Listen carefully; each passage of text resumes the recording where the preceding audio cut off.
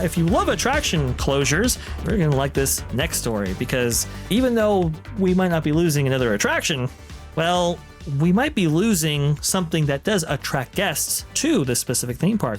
I'm talking about Disney California Adventure. MiceChat had a big article, as they do every single Monday, for their Monday roundup in terms of news around the Disneyland Resort specifically. And I thought this was a pretty interesting inclusion here by Dusty Sage over there at MiceChat. Disneyland update, guest injury, expansion news, and Disneyland blues. We can go and look down here. The Coco attraction. Disney announced that the new Coco themed indoor boat ride will be built between Paradise Gardens and Pixar Pier, which thematically is a logical location since Coco is a Pixar movie. Building attraction in this location, basically in the backstage area behind the DCA parade gate, will take care of the logjam problem that caused Imagineers to abandon their original idea of putting the attraction entrance behind the Incredicoaster. But could this mean the end of parades at Disney California Adventure? Especially since the other parade access point is behind Mission Breakout, where Avengers Campus is currently under construction.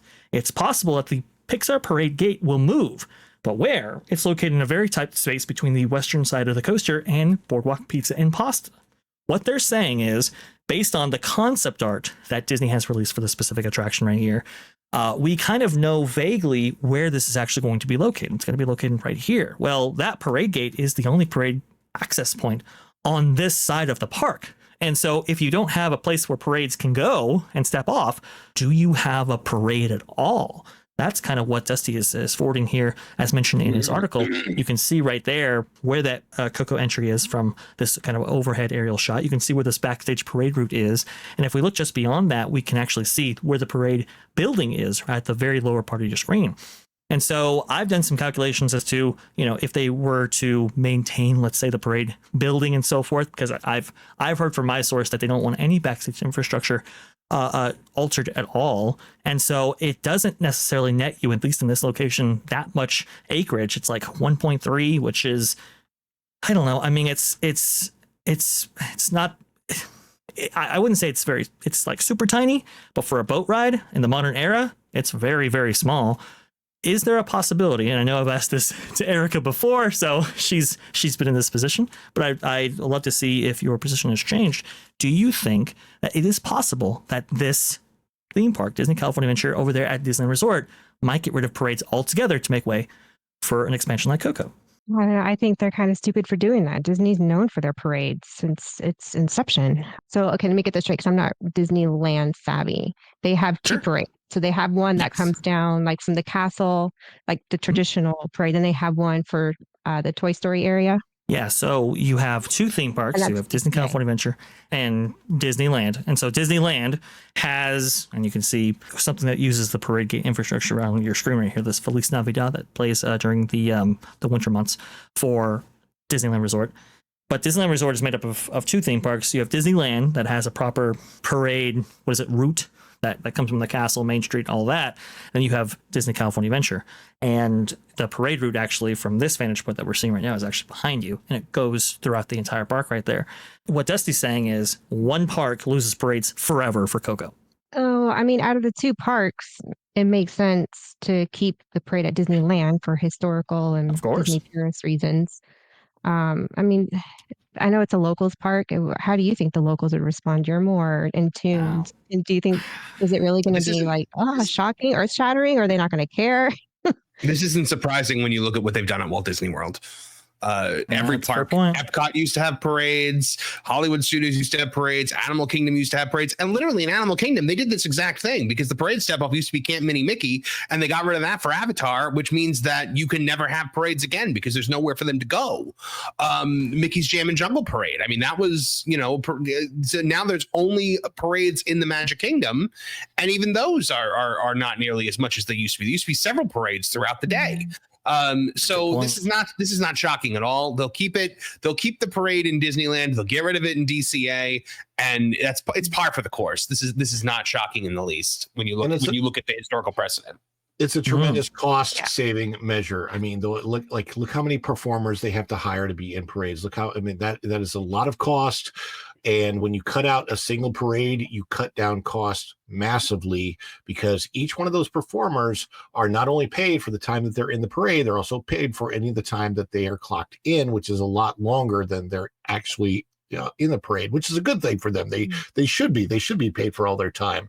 But of course, there have been cutbacks in entertainment over and over again since 2019, which is really strange to me because Disney is an entertainment company and the Disney parks are really well known for their entertainment and what that brings to the park. So it's not a surprise at all when they're wanting to cut these costs that they would cut out parades at Disney's California Adventure. Let me ask Vash something. Do they do the parades also like at California Adventure during their festivals? Like they have a food and wine festival out there like we have at Epcot, but are the parades still going? I love how you brought that up because I was just going to bring that up. While the festival booths are out in like the parade corridor that they have throughout the park, parades don't actually go. So it's this interesting thing, right? It's like, okay, well, now if we get rid of parades altogether at Disney California Adventure, then we could possibly extend out how long these festivals actually run. And there are a bunch of side benefits, like you were saying before, economically, the cost of actually putting on these parades. We can go ahead and mitigate or remove all of that and just, either have cavalcades or... Well, go ahead, please. You can put on more festivals and you can put on more festivals. Get rid of a cost, right? Get rid of an employee cost while at the same time bringing in something that makes more money because alcohol. Because alcohol. Oh, my goodness gracious. It's like, look, I understand these places have to, absorb revenue and obviously moneymakers for the company. And we've gone over as to why they put so much of an emphasis on that aspect of the Disney parks because, well, it's the only profitable division. And maybe even that's going away because of the attendance problems. I'm not sure. But really, we're just going to sideline guest experience again, for this mentality of we have to just squeeze that stone for every single drop of blood we can possibly get from it, even if it's at the cost of the guest experience. I don't know. I mean, it's just, I suppose it makes sense for the local part aspect of this, right? It's something that families can engage in, that being a parade, right? But it's because we have so many things that come this way. Oh, go ahead, Ron. Grizzly Peak is still there, right? Yes. Okay. They haven't gotten rid of everything. Well, yeah. I don't think they will. I'm actually surprised they haven't yet or haven't done something with that attraction because it does take up so much room in a, room-starved park like Disney California Adventure is. It is kind of strange, but... I miss the orange. I really... Yes. The orange stinger. Yeah, that's... Oh, this park is really weird. It's a really weird history, but c'est la vie. It is changing, and well, that's the only thing we can count on is change. I like this comment right here, though, from Rabbits and Reels with 499. I'm looking at the art for the Coco ride, and I'm thinking to myself, this looks a lot like Grand Fiesta Tour from Epcot. Yes, it does look a lot like Grand Fiesta Tour. No. Well... It was going to go in there, Marvin. It was like this close. And that's why you actually saw a couple of guitars, right, from Coco on the model of the Mexican Pavilion right there when they had the preview center for Epcot and stuff like that. Yeah, it was going to go there. It just never made it. Go ahead, Ron.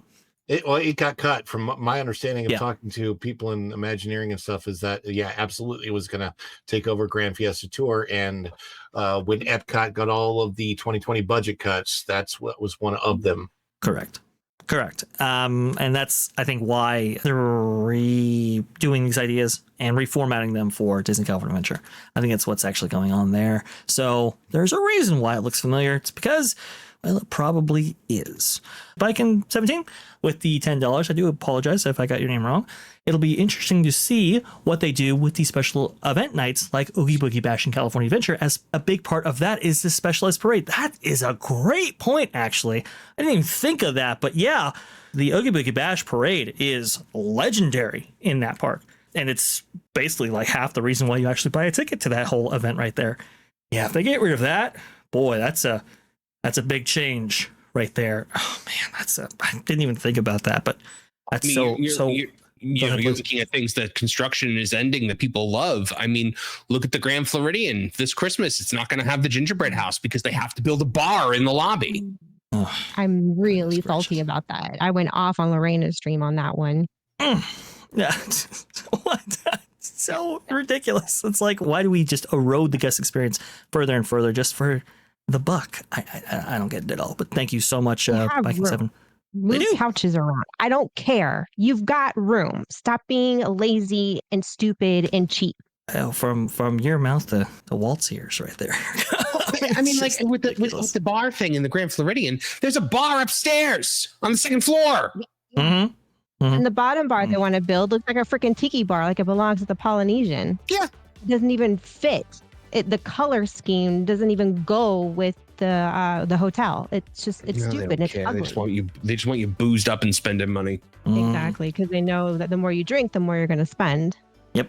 Oh man. Like a casino. So tragic. Well, thank you, Viking, for this. This is awesome stuff. I didn't even think about it, but you're totally right there. And thank you for that perspective. Thanks for watching That Park Plays News. For more information, consider checking out www.thatparkplace.com. And don't forget to subscribe, share, like, and send this out on your favorite social media accounts.